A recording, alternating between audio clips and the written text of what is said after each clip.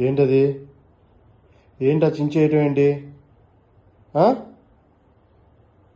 చించేయటం ఏంటి? ఇటు చూడు, కర్ర తీసుకురాపు.